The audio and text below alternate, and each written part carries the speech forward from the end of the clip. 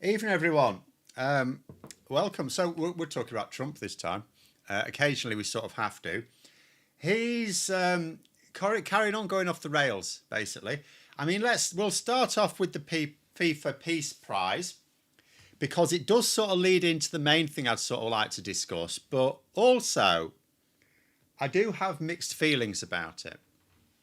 I mean, let's begin with how ridiculous it is. For those who don't know, by the way, so the FIFA, the World Football Organization, have created a peace prize. Okay, all right then. Which is interesting in itself, is it not? Given that FIFA have rules, do they not, against like political statements from footballers taking part in their tournaments? I remember one time, a FIFA corrupt as usual. Oh yeah, absolutely. I mean, nothing improved after Sepp Blatter went, did it? Really, if we're honest. But I mean, at the end of the day, it's a huge organisation. A lot of money runs through its hands. Of course, it's corrupt. But anyway, never mind that. Where was I? Yeah, so I remember a few years ago when the England team, because they were playing a game and it was like sort of early November, so they were wearing remembrance poppies on their shirts and stuff, and that was apparently not allowed because it was a political statement, even though it's like, no, it's not. But they insisted it was. So the idea of creating a peace prize for clearly political purposes is a bit of a hypocritical move. But never mind that. Let us just examine, because Trump has won it, right? Trump has won it. It's a surprise to no one. Let's just examine the situation here. So I'm going to read something out to you. This is from the White House itself in terms of claiming what they've done. I've lost it now. Right, here it is. This is the peace that Donald Trump reckons he's brought. Says, and over the course of just 8 months, we settled 8 raging conflicts, including between Cambodia and Thailand, Kosovo and Serbia, DRC and Rwanda, hell no, Pakistan and India. Now, America probably played a part in calming things down, but it's a bit of a... First of all, thankfully, that was never a raging conflict. It was getting very nasty. A raging conflict between Pakistan and India would be all round very bad for everyone. And there's also, although Pakistan were happy to give Trump the credit for it, India were not. And in all honesty, never mind who gives credit for whom, I don't think anyone independent seriously thinks Trump settled it. America interjected and may have helped, though. Israel and Iran, no, they stoked that up. All Trump had to do was tell Israel to stop bombing Iran, right? Egypt and Ethiopia, Armenia and Azerbaijan, and ending the war in Gaza. Well, in theory, we're supposed to be told the war in Gaza has ended. But according to a deal that was available a full year earlier, Trump kept it raging all that time. The only reason we know that Netanyahu didn't agree with it at the time is because he wanted to give Trump the credit for it. Well, as soon as Trump was in office, why didn't he force the deal through then? And also, we have to be said, there's still fighting going on. There's no like ceasefire in the sense that most of us would understand the term. Buildings are still being flattened, aren't they? People are still being killed. And yeah. Like, so what peace? But then here's another thing about peace. So Donald Trump renamed his Department of Defense the Department of War. Like, how do you give a president a peace prize when a few months ago they changed the name of their defense department to War Department? And then think about who's in charge of that War Department, the Secretary of War himself, Pete Hegseth, right? Even his own side think he's committing war crimes. I mean, look what he's done. He has, okay, there's one element of incompetence in terms of breaching security protocols. That was many months ago, if you recall. But more recently, he's been accused even of Republicans in Congress of potentially committing war crimes. I mean, first of all, they shouldn't even be targeting these boats in the Caribbean. It really makes no difference if they think they've got drugs on or not. If you think they've got drugs on board and are heading to the United States, then American naval vessels are plenty beef enough to pull alongside them and say, we're boarding you and checking what's on here, right? They don't need to kill anyone because they reckon they're trying to stop the drugs, not the people. So get on board, force your way on board. You've got big guns. But to actually be sinking them breaches international law. And then once you've actually destroyed the ship's capability of floating in any serious sense, and you've got survivors clinging to the wreckage, at that point, that neither that boat nor anything on it poses any threat to the United States. It's still like 1,000 miles away, isn't it? How's that going to be a threat to the United States? So to then fire on it again to make sure there are no survivors, I mean, that's pretty clear war crime, isn't it? Even some Republicans are saying so. So it's with that background that Donald Trump gets a peace prize. It should be called Department of Peace, isn't it? Yeah, exactly. That's what he should have done. We're going to be called the Department of Peace, but in true Orwellian style, peace is war, or war is peace, whichever way round. But I am going to say this.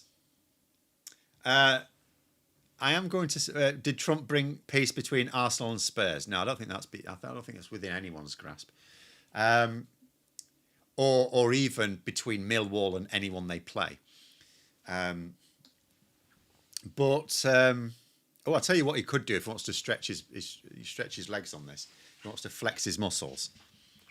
You can sort of get Celtic and Rangers fans together in a little sing-song. That'll test him. But anyway, I am actually going to sort of say something here. And it is actually, I am semi-serious about this. So it is interesting that Trump gets this FIFA Peace Prize, because I did actually do a short video last month, I think it may have been. It was quite recent. So I can't complain about this, by the way, because I actually did a short video where I said, well, we know, for example, that Trump is trying to push this Ukraine-Russia peace deal really very quickly. He wanted it in place last month. We know from reports, because he wanted this FIFA Peace Prize, right? He wanted a peace prize. And he's not interested. He doesn't know what peace is, by the way. He just thinks peace is an absence of all-out war. So I suggested at the time that the EU should create a peace prize called the Don't Be a Dick to Ukraine Peace Prize and give it to Donald Trump. So I find myself not being able to criticise FIFA for doing this. Like, there's a sense in which FIFA, I mean, as some of you have just said, FIFA is ridiculously corrupt. They allowed Russia to, I mean, it was already awarded to it, but they didn't pull the World Cup from Russia after they invaded Ukraine in 2014. That was a full 4 years before the tournament, wasn't it? And then where was the next place to have the World Cup? Qatar. People were killed building the stadia because of no health and safety and because of no human rights. So people literally died for that tournament. And then you might have thought, well, okay, well, then the next place is America, Mexico, basically North America. America, Mexico, and Canada jointly hosting the World Cup. You would have thought at the time that was being assigned, and it was when Trump was in his first term, but even then, at the time, you would have thought, well, okay, well, that's vaguely normal. You're giving it now to normal countries, fine, okay. It's a bit of an improvement on Russia and Qatar. And now we're looking at it and thinking, bloody hell. But at the same time, you could understand it. FIFA couldn't then pull the tournament at this late stage. So you wouldn't necessarily blame FIFA for that. But then to give a peace prize to Trump, you do think, what? Is it because now that you've given the tournament to normal people, normal countries, you now have to like scrape the bottom of the moral barrel in some other way. But again, I can't, because I am thinking, there's part of me in the back of my head, I'm thinking to myself, now that Trump's won a peace prize, and because remember, the reason he wanted a peace prize, it's not, he likes his prizes, right? But the particular reason he wanted a peace prize, it's not because he wants to be known as a peacemaker, it's because Obama got one. And I keep saying, Obama never deserved it. He never should have had that Nobel Peace Prize. Didn't do anything, he literally didn't do anything for it. And he didn't do anything since. But anyway, he did. And Trump was really very jealous of it. So part of me is thinking, 2034 is in Saudi Arabia. Well, yeah. Part of me is thinking, will this at least calm Trump down now? Because you can easily sell this as better than the Nobel Peace Prize. Easily. Like, in all honesty, if, you know, I would say to Trump, look, Trump, mate, these people who present the Nobel Prizes, they're just some Swedish stiffs, right? FIFA's this, like, massive organisation. Billions of people watch FIFA World Cups, right? It's way more, what would you call it now? Can't remember words now, getting old. But it's a, you know, you could say this is a much better prize. I'm getting like Trump, cognitive decline. It's a much better prize, a peace prize from FIFA than from the stiffs of the Nobel Prize Committee. So you could easily sell this to Trump as better than the Nobel Peace Prize. To which I have to say, let him. Absolutely let him. Because if it stops him being in such a bloody rush, because when he's in a rush, he's not putting pressure on Russia, remember? He's not put any pressure on Russia. He's thrown out a few gravitas. Gravitas will do. It's not the word I was thinking of, but that will do. Thank you very much. Yeah, you could say it's certainly more... it's a, you know, FIFA as an organisation is known and it is admired by more than the Nobel Prize Committee. I mean, the Nobel Peace Prize, really, who values it, if we're honest? Whereas a lot of people, you know, might look at FIFA. I didn't even know FIFA did prizes on the cup. Well, no, they do. During a World Cup, you do have some other prizes as well. You'll have, like, obviously I've got the Golden Boot, and you can sometimes have sportsmanship prizes as well. So they do other things. But this is the first time that they've, like, this is a political, I mean, it doesn't matter what organisation does it. Peace and war are inherently political, aren't they? So anyone who's going to give out a prize for either war or peace, although I don't think anyone gives out war prizes, but nonetheless, it makes no difference. Chernobyl shield weight, does that mean what I think it does? Well, yeah, basically. The bombardment of the area around Chernobyl by the Russians has now weakened the shield to the point where they're saying it is no longer a viable shield against the radiation it is containing. That is exactly what it means. The Golden Skin Award, yeah. He likes his gold. But anyway, so I thought I'd just bring that up. But I thought I would also just say I'm not actually going to attack the awarding of the Peace Prize because I want to wait and see. Will he now be satisfied? Will he now be satisfied? Will he now stop pushing for this quick settlement if it means disadvantage in Ukraine? You know, can European leaders actually get through to him now and say, look, mate, you've got your prize. It's a way better prize than the Nobel Peace Prize. I don't care whether it is or it isn't. Just tell him it is. And then see what it is. So, but what I wanted to go on to is, right, let me put this up. This is like America, like, well, the White House specifically is now really threatening Europe really quite explicitly.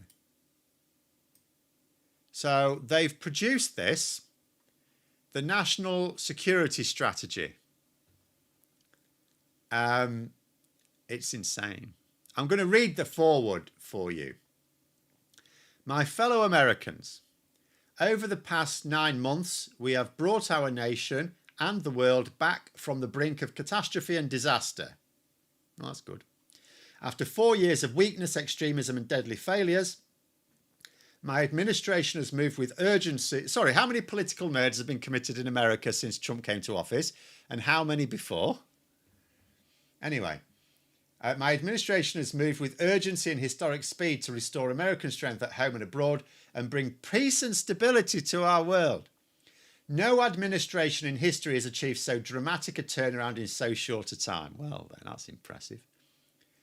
Starting on my first day in office, we restored the sovereign borders of the United States and deployed the US military to stop the invasion of our country. We got radical gender ideology and woke lunacy out of our armed forces and began strengthening our military with $1 trillion of investment. We rebuilt our alliances. Which alliances? He's not naming them. Down here, he names the wars he thinks he's stopped. Which alliances? Anyway, we'll carry on. We rebuilt our alliances and got our allies to... So, okay, he's now describing us as those allies. I don't think he's strengthened that alliance, I have to say.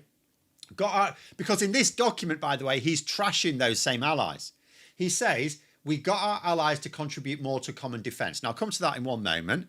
He says, later in this report, we won't be able to go through all of it, but later in this report, he's doing his great replacement theory, but projecting it onto Europe, right? So he's actually attacking governments in Europe in this very document, and yet describing them as allies and having rebuilt the alliances. Does he know what an alliance is? Does he know what anything is? Then he says, including a historic commitment from NATO countries to raise defence spending from 2 to 5% of GDP. That would be historic if it were true. It's not true.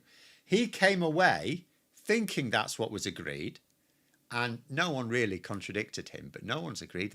I would be very surprised if very many NATO countries actually raised their defence. I mean, we should, don't get me wrong. I'm actually going to point out on this one, it's the one thing I've backed Trump over. European countries in particular should be spending more on defence. We have seen what a weak position we've put ourselves in by being reliant on America. So we were basically making ourselves reliant on America. We thought the deal was this, that America would provide the bulk of the resources to defend. Remember, it's the North Atlantic. It's not just Europe, but the threats, we know where the threat comes from. The threat comes from across Europe, right? The threat isn't really coming from anywhere else. It's not coming south from like Africa or anything, right? The threat is coming from the east, from Russia. Nowhere else threatens the North Atlantic. Well, not between Europe and North America anyway. Maybe on the other side, the Pacific side. Then you've got China, I suppose, as well. But between Europe and North America, the threat is from Russia and no one else. No one else. You arguably wouldn't even need NATO if Russia was part of it, right? But so yeah, we've shown our weakness. We should 100% be spending more. We should 100% be spending 5% of our GDP. But no one's agreed to. And I doubt very many countries will even get up to that. In terms of the countries that might, Germany maybe, France maybe. I mean, a lot depends on what happens over the next 10 years, because it'll take a long time for anyone to get up to 5%, by the way. That's more than America spends. And although that may be different now because Trump has simultaneously hamstrung GDP and boosted defence spending, right? The UK, maybe. I think it would take a very long time, you know, but maybe. Anyway, I'll catch up with some comments before we carry on with the rest of this nonsense. When they say Americans, they mean living in both north and south parts of the country. So when I say Americans, I mean people from the USA. Because if otherwise I would say North Americans. I don't usually put, I mean, Mexico's, I don't know if you call that, I mean, people call that Central America, but I tend to lump it in with North America. Like, what's Central America? You know, so for me, there's North and South America. So I sort of put Mexico in North America. I'm not a geographer, so don't at me. But yeah, if I say Americans, I mean specifically people from the USA, because what else do you call them? They have no other name. Whereas Canadians are Canadians and Mexicans are Mexicans. And I don't think I've ever in my life had to refer to people from Mexico, the United States and Canada collectively. I don't think I've ever needed to do that But if I did, I would say North Americans. Then it says, in Operation Midnight Hammer, we obliterated Iran's nuclear enrichment capacity. I declared the drug cartels and savage foreign gangs operating our region as foreign terrorist organisations. And over the course of just 8 months, we settled 8 raging conflicts. I've already gone over those. America is strong and respected again. And because of that, we are making peace all over the world. I mean, it's just absolute fantasy. It's absolute fantasy. Say that 5% GDP is like nearly 20% of government spending. Well, it's not that much. Government spending, I mean, it depends on which country you're talking about. But government spending in this country is roughly 40%. So 5% of GDP would be like, you know,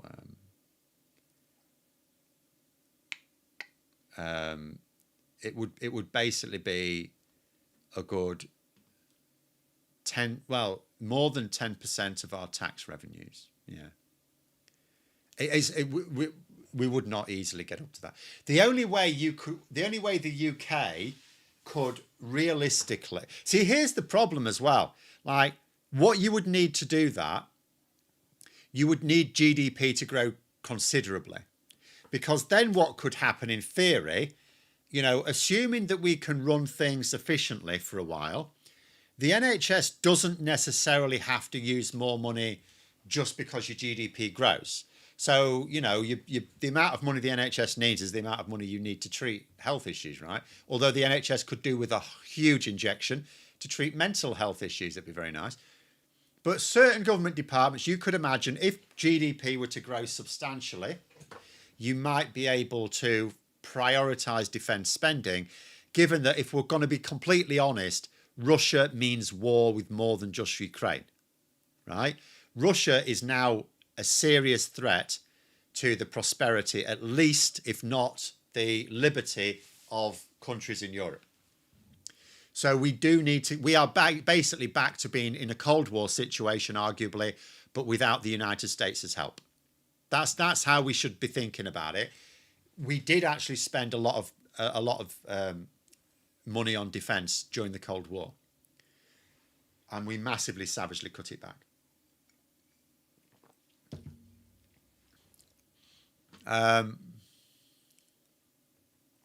The Spanish call them, I'll do the English version, United Statesians. Yeah, that would just sound weird in English. It sounds great in Spanish, doesn't work at all in English. No, so just Americans. That's still they're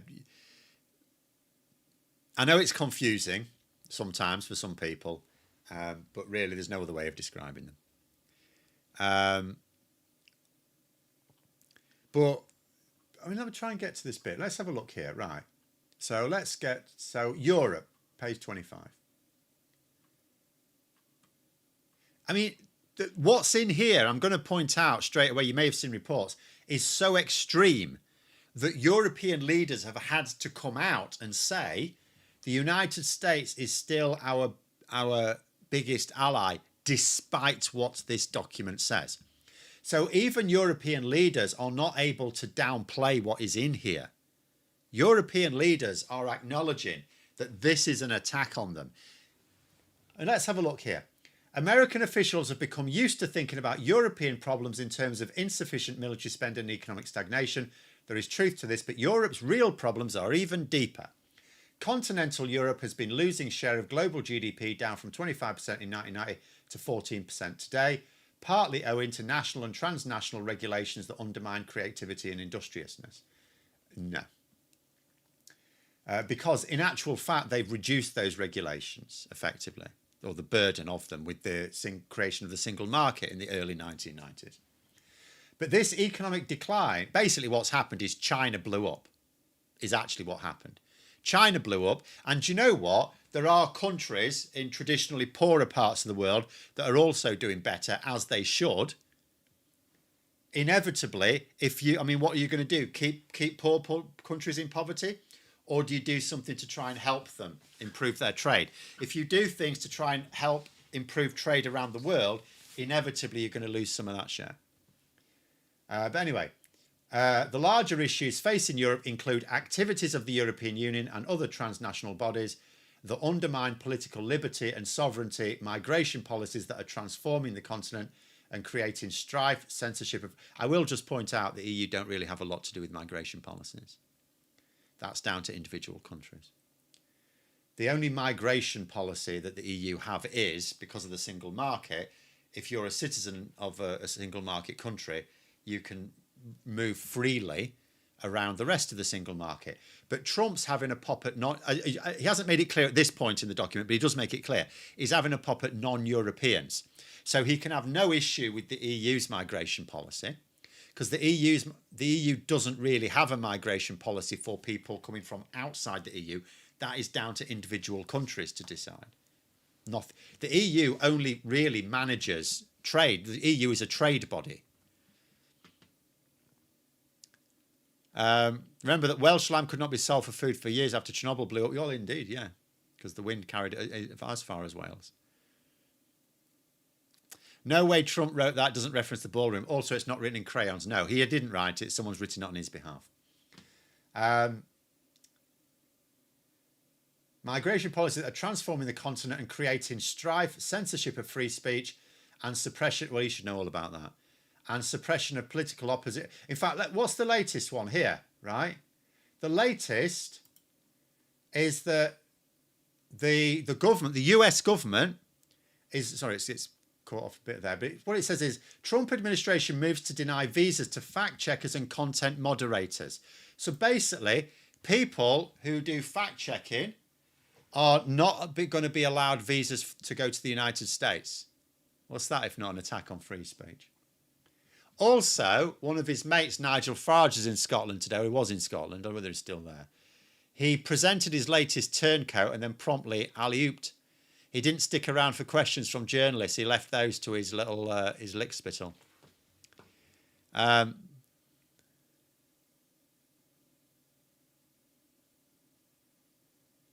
anyway, where are we? Migration, blah, blah, blah. Where are we? Censorship of free speech, suppression of political opposition, cratering birth rates, and loss of national identity and self-confidence. I mean, it's utterly unhinged.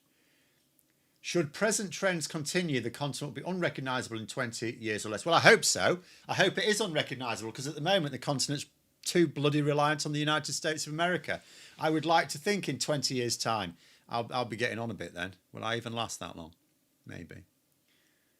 I would like to think that I will see a time in 20 years' time or less when the continent is unrecognisable, that we can actually stand up for ourselves.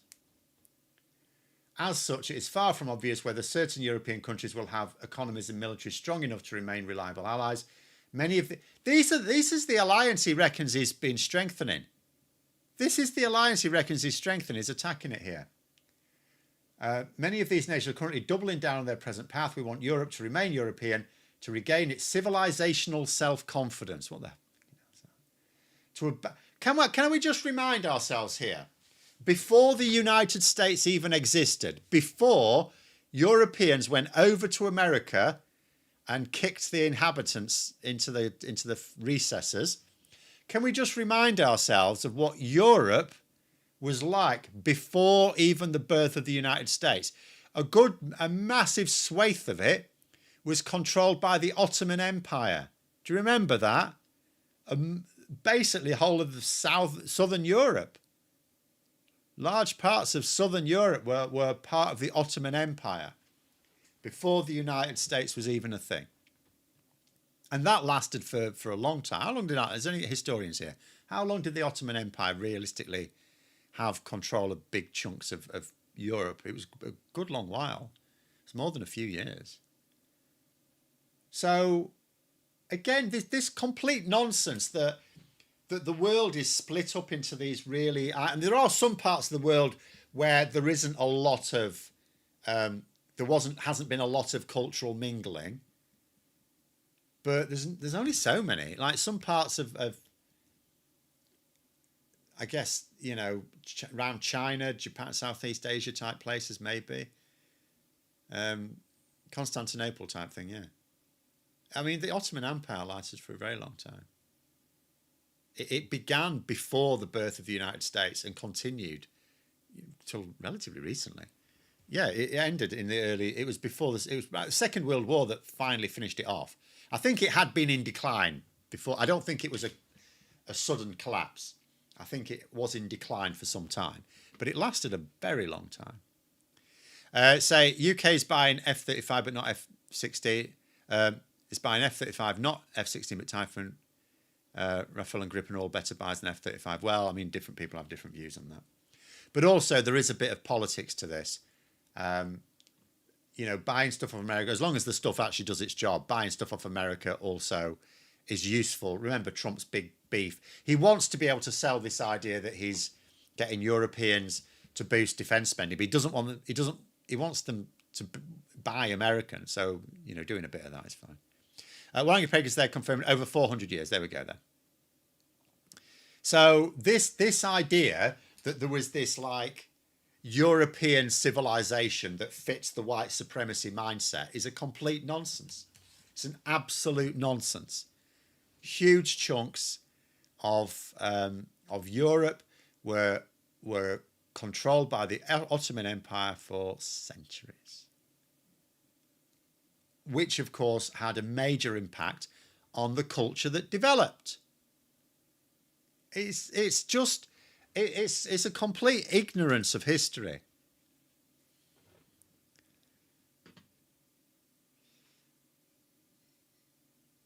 So it was not the Ottoman Empire, which was later the Arab Empire. I think Spain was finally freed in the 16th century. The Ottomans took over the Arab Empire.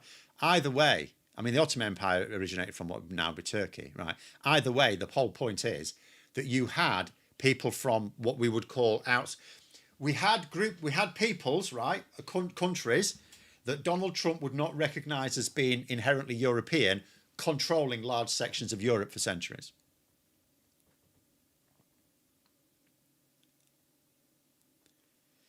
The Ottoman Empire was based as people could put their feet up. Yeah, it's very good. Did they actually invent Ottomans, by the way? I have no idea if they did. I assume they did. And actually, if you think about it, what is the difference between an Ottoman and a chest anyway? Aren't they just the same thing, but one of them's padded?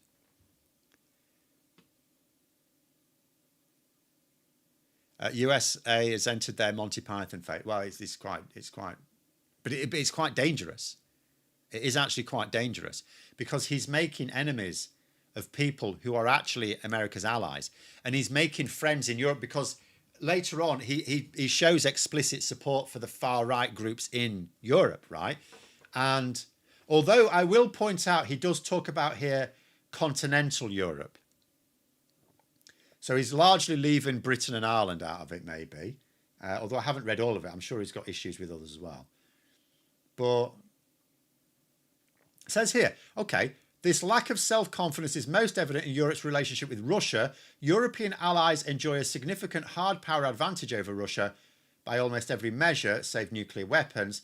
As a result of Russia's war in Ukraine, European relations with Russia are now deeply attenuated. Many Europeans regard Russia as an existential threat because it's trying to be. Managing European relations with Russia will require significant US diplomatic engagement. Yeah, we can do without his sort of diplomatic engagement, both to re-establish conditions of strategic stability across the Eurasian landmass and to mitigate the risk of conflict between Russia and European states. Best way to do that is to not reward Russia for invading Europe, mate. Utterly insane. It is a core interest of the United States to negotiate an expeditious cessation of hostilities in Ukraine. Yes, but you can't do that by giving Russia everything it wants and therefore incentivizing it to start another war up in a few years' time. What's the difference between an Ottoman and a futon? You can't put anything in a futon.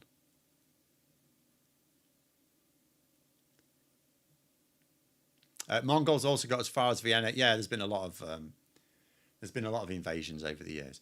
Like I say, there's been a lot of mixing. This idea that like people just popped out of the ground in different parts of the world and were all completely separate. It's almost like if you go back far enough in time where there were multiple highly intelligent bipedal apes, of which we just became the dominant one, or the only one in the end. But there was a time where there was like half a dozen or so, wasn't there, roaming the earth.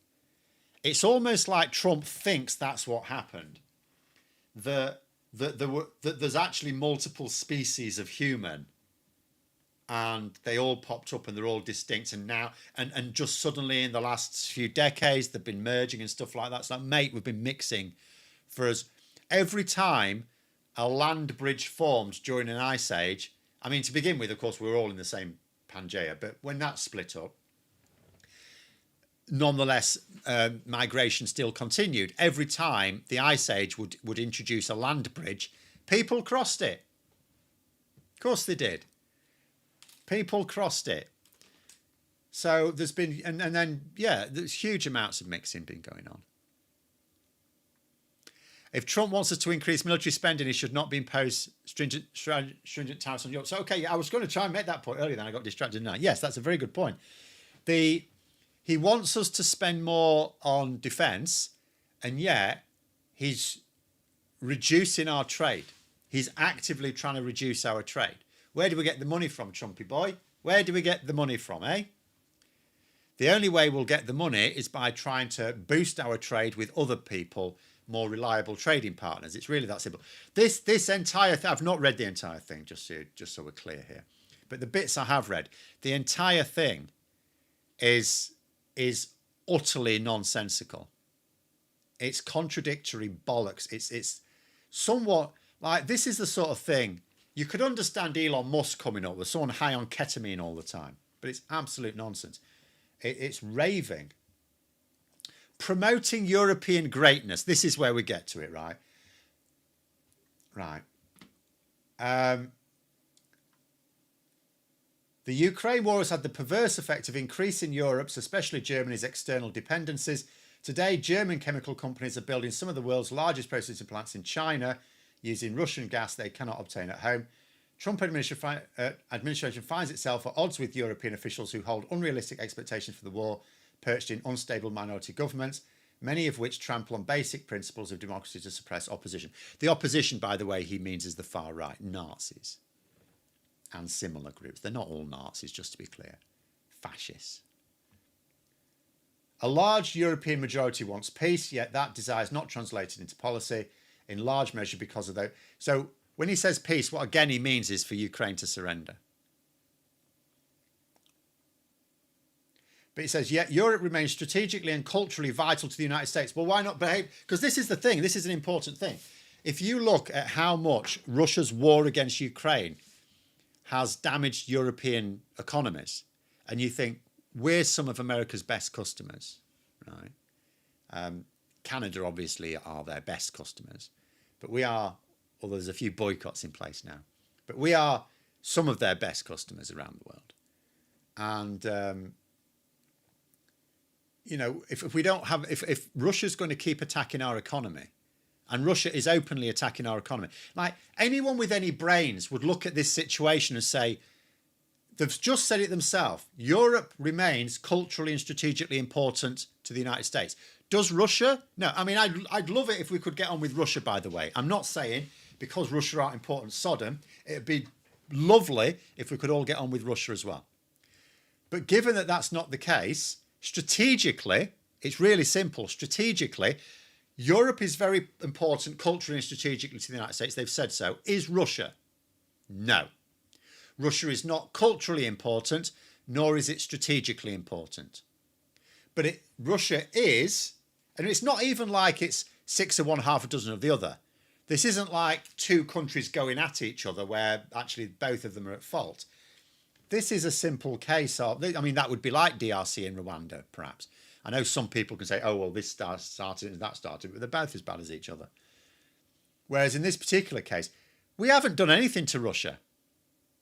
We should have done. We haven't. We've done nothing. We've not even threatened them. All of the threats are coming from Russia. All of the aggressive action is coming from Russia. We haven't done anything. In fact, countries like Germany were working on very close trade links with Russia in the belief that it would foster peace. In the belief, because this is how the EU works. There's a sense in which I think Germany were really foolish on this, given Putin's nature, but there's also a sense in which I can sort of maybe understand it. The EU works, and its predecessors worked, on the basis of, right, we've had war between the major European powers on a pretty much non-stop basis for over 1,000 years, right?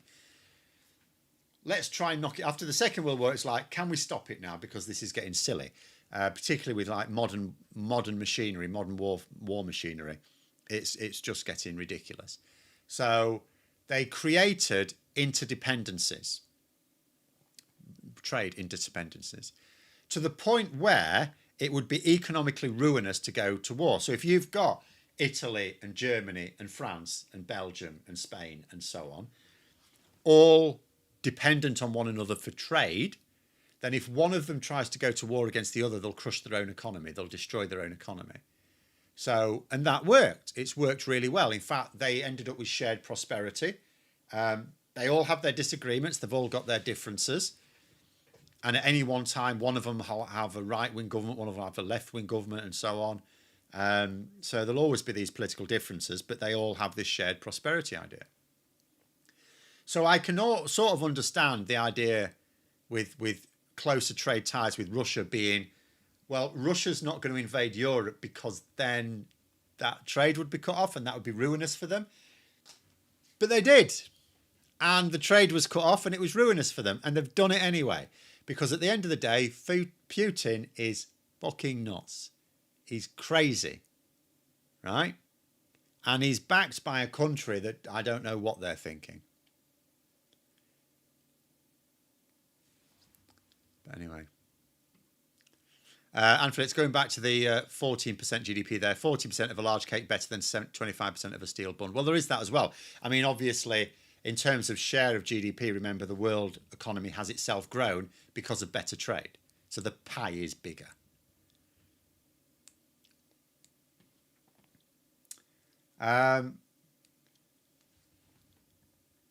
So American diplomacy should continue to stand up for genuine democracy, by which they mean fascism, freedom of expression, by which they mean fascist talking points, and unapologetic celebrations of European nations' individual character and history, by which they mean white supremacy, just to translate that.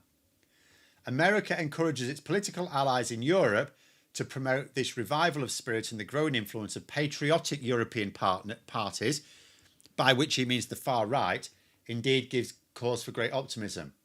Our goal should be to help Europe correct its current trajectory. We will need a strong Europe to help us successfully compete and to work in concert with us to prevent any adversary from dominating Europe.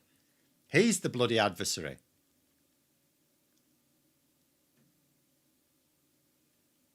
It says here, America is understandably sentimentally attached to the European continent and, of course, to Britain and Ireland.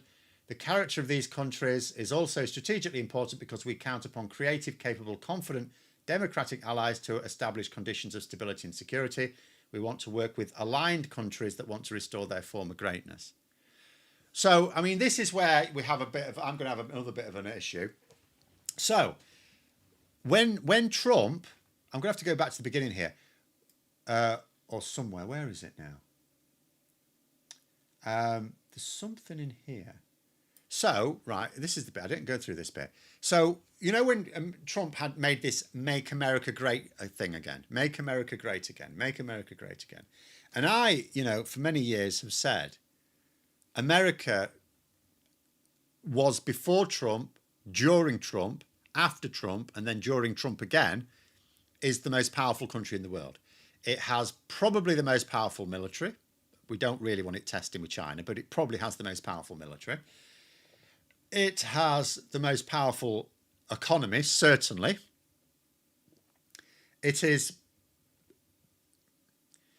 arguably the most powerful culturally, although that may dwindle because of his desire to stop helping the world.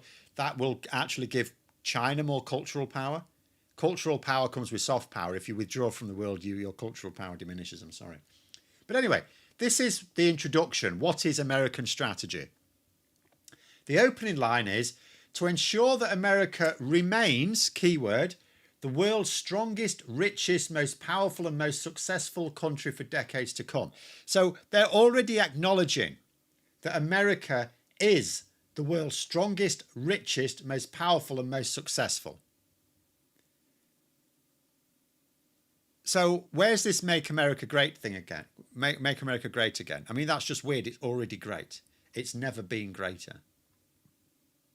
In terms of all those things, in terms of its wealth and power and all the rest of it, cultural power, military power. But if we then go to, because this means something very different. If we go down here where it says, we want to work with aligned countries that want to restore their former greatness.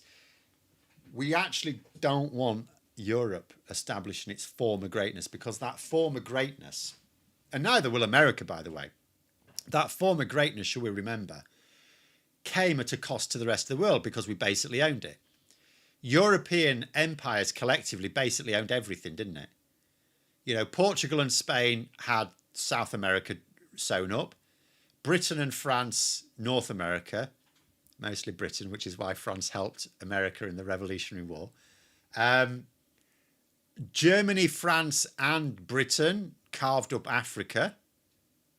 A few other bits and pieces in there as well, of course. Belgium, Netherlands. And then, you know, we also nicked big chunks of the subcontinent and Southeast Asia. So basically the world, at certain, you know, was collectively controlled basically by European powers. And at that point, Europe was great. There's no doubt about it. Europe was great, but it's not really what we want these days, is it? It's not really something to aspire to.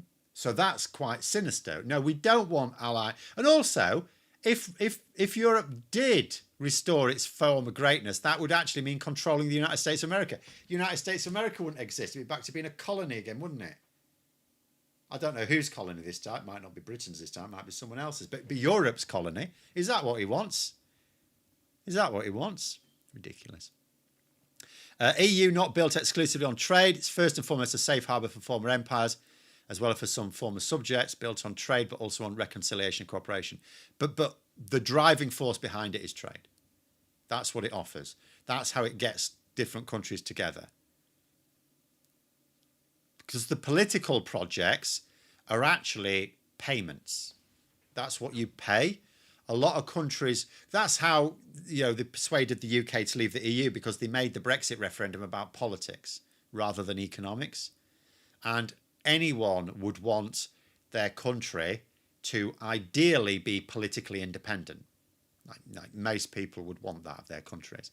So the political interdependence is how you cultivate that greater trade. And the reason why the EU exists and the reason why it's successful is because people prioritize that trade to a large extent. I mean, I have to say, I was explaining this to someone recently. I'm going to be doing some podcasts soon with someone where we're going to be talking about Brexit and a few other things. And one thing I was explaining to him is, you know, a lot of people misunderstand the single market and they think it's just all this free trade. And, you know, for goods it is. But the single market is still a long way off where it should be. It should be much freer. But again, those national national self-interest which exists throughout the EU. There's no such thing really as a country that's like Ireland is probably the closest to being a country in the EU that is like that would wear the MAGA hat equivalent of the European Union, right? But most of the powers in Europe are still governed largely by self-interest. I think it's just that Ireland's is largely aligned anyway. So, for example, although we have free trade, well, we don't because we left, but people that are still in the single market have free trade in goods. You don't have free trade in services. That is the reason why Brexit really should have been absolutely ruinous for Britain. If the single market if it had have carried on according to the vision of the people who set it up in the first place, then, you know, it would have freed up trade across services and goods. And yet, national self-interest just sort of blocked a lot of the freeing up of trade in services. And of course, what that meant is when we left the single market, it's not that it didn't affect our trade at all, because it did. I mean, it's not like that there aren't some freedoms to service trade that come with it, but nowhere near enough. So we didn't we didn't lose that much of our services. We lost some, but we didn't lose that much, whereas goods was really badly hit. But this is the problem.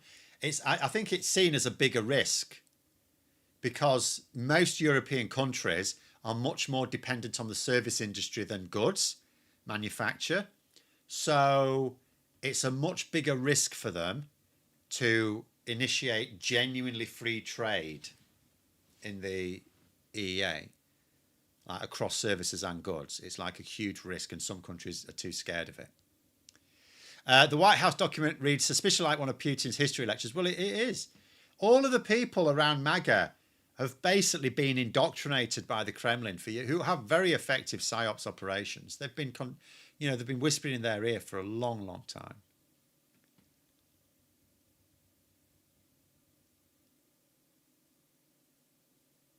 Like deja vu and being back in the 70s with a common market. Well, it's worse because back in the 70s we were all, once we joined anyway, because we only joined in the 70s, but we were all in the same boat.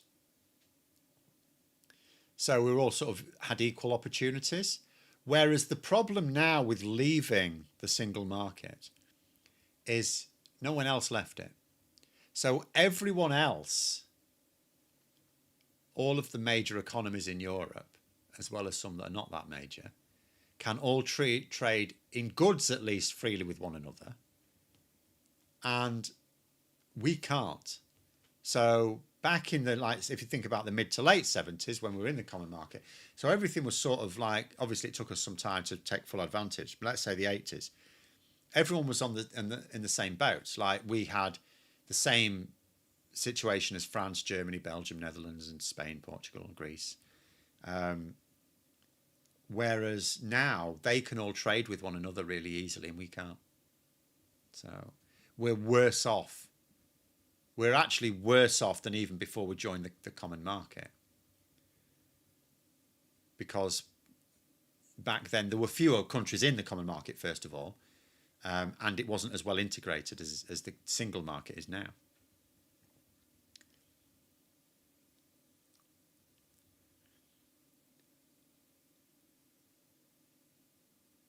When we left the EU, Britain was downgraded from a Ford Transit to a Nakado bicycle. Well, I mean, I'm going to be doing a couple of videos on this tomorrow because there's a lot of excitement now about the customs union.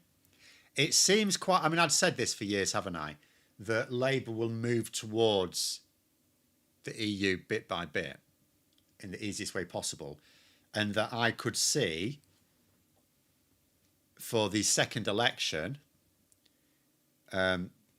putting the customs union back on the table. And there's good reason to suppose that is precisely what's going to happen. There are even some cabinet ministers who want us to join the customs union right now. So I'm going to do some videos on that tomorrow. I strongly suspect that won't happen though. Trump being one of the big flies in the ointment to that.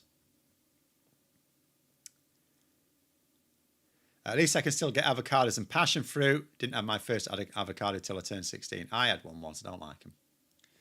But, I mean, we can get them. They're just... Things aren't as fresh these days. Like you can get things that look actually reasonably fresh when you... I mean, I go to the supermarket to get the fresh stuff because, like, my wife... I don't know why she doesn't just let me go do the shopping, but anyway, she doesn't. So we do an online shop each week.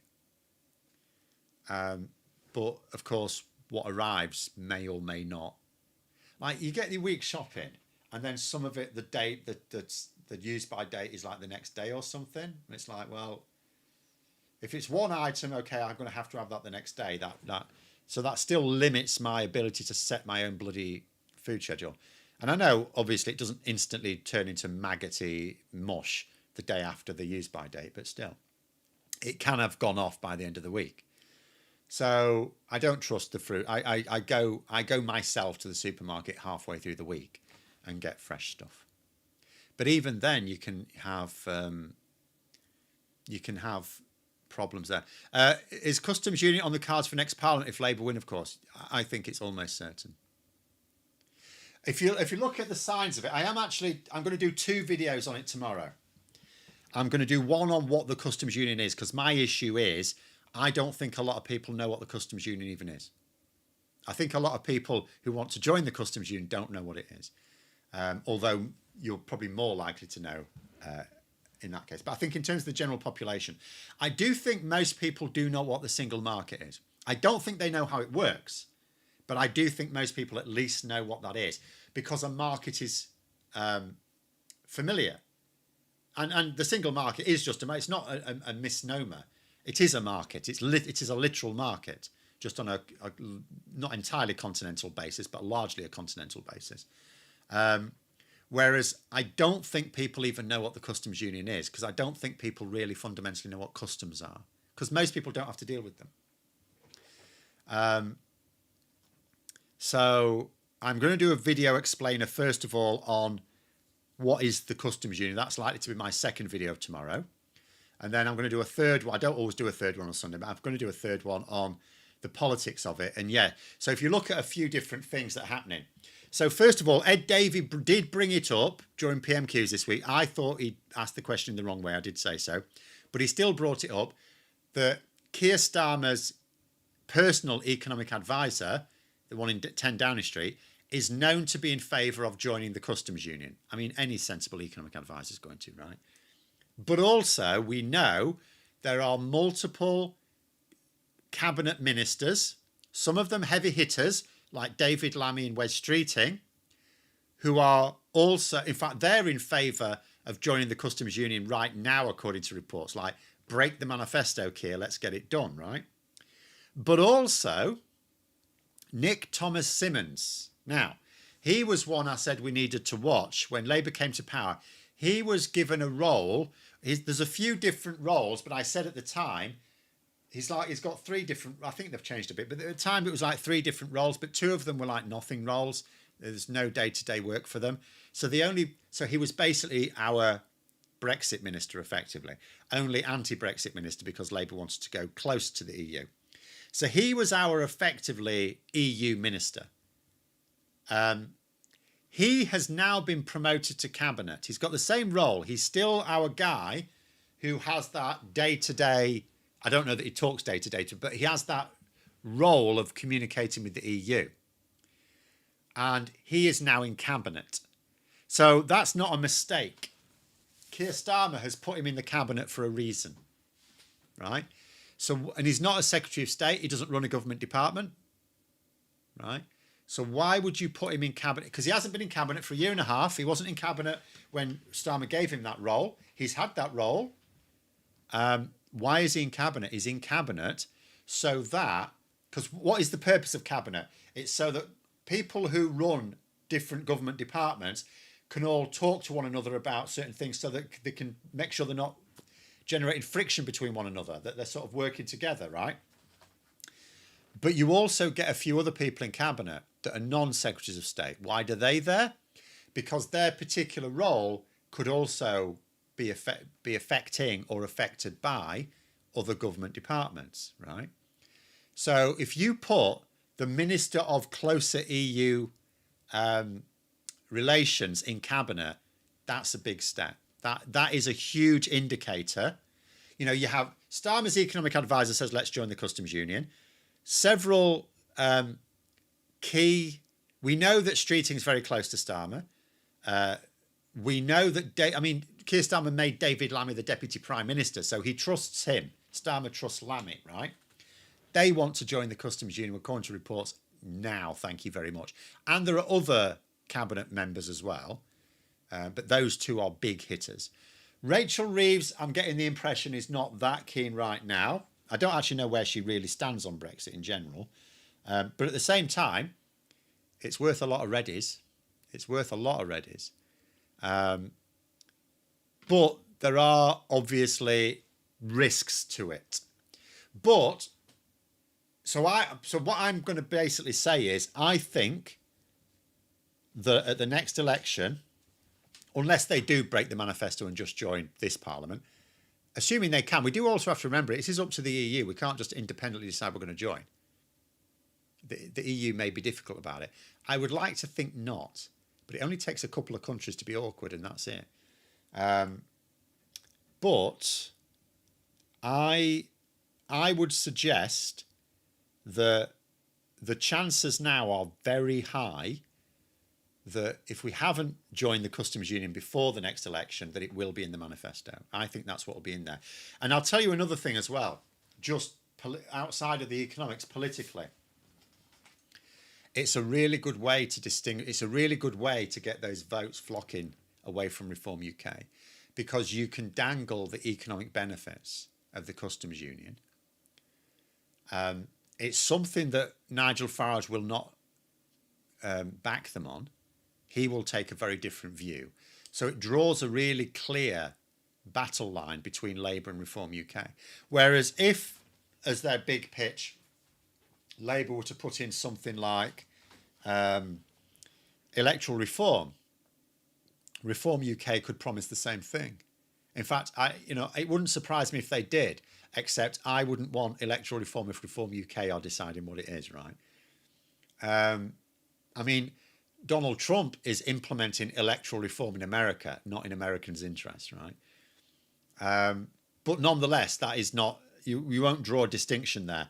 Whereas rubbing out one of the red lines with Europe, that would be something where Labour could say, this is a real clear distinction. And you could actually make the next election about that single issue. And that, I think, would work in Labour's favour.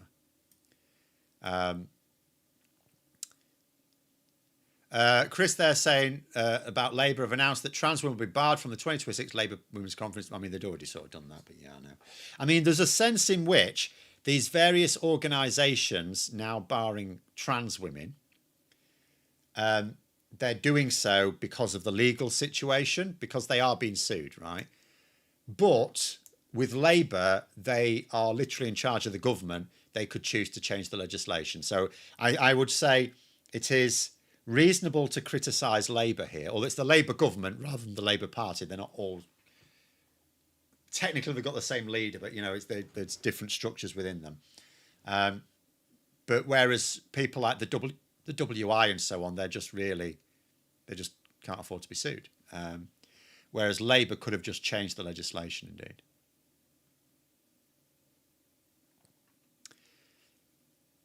Hungary and Slovakia will veto the customs union. I don't actually think they will. They may be... So there will be some countries that could be difficult about it in order to get some shinies, and we'll just promise them something, right? They're, sometimes small countries, if they have a veto, will use that veto just to get... Because if you're a small member of the EU... You don't usually have that much bargaining power in the Parliament or the Commission, right? You've got equal say, but not in the Parliament, right? You've got fewer seats. So sometimes the way they extract concessions is by horse trading over their veto. So I absolutely, and also neither Hungary nor Slovakia. There's no real reason. Urbane legends are saying France could be a sticking point. I know that might sound a bit weird, but France could be. Because there's a certain amount of political argy-bargy going off in France. In fact, politically speaking, neither Germany nor France are particularly strong right now. I mean, Germany is stable for now, but, it's a fairly fragile coalition it's got going on there. And France is a complete mess. So, yeah, it's not straightforward. It's not, even if Labour were willing to break the manifesto, and the rewards would be worth it. I think the people would be fine with it. If you could join, let's say you could announce it tomorrow, join within a year, agreed to negotiate it, agree it, get it implemented. If you could get the benefits with at least a good year or two before the election, I would say, so if you could do it by 2027, I would say, or at least halfway through 2027, I would say go for it, because then people will see it will be noticeable the extra money coming to the country will actually be noticeable. But we're not guaranteed to be able to do it at all, and we're not guaranteed to be able to do it quickly. And then if it drags on, the problem then is you've broken your manifesto promise, but you haven't delivered the benefits. So you lose. So it might be safer to do it at the next election, even though it would boost our economy significantly. And unlike the single market, which would require a lot more work and a lot more argy-bargy, the customs union, it would do it as soon as we press the start button, it would be immediate. But anyway, we'll have to leave it there. Thank you very much. We've gone over time. Have a great rest of evening, and until next time, I'll see you later.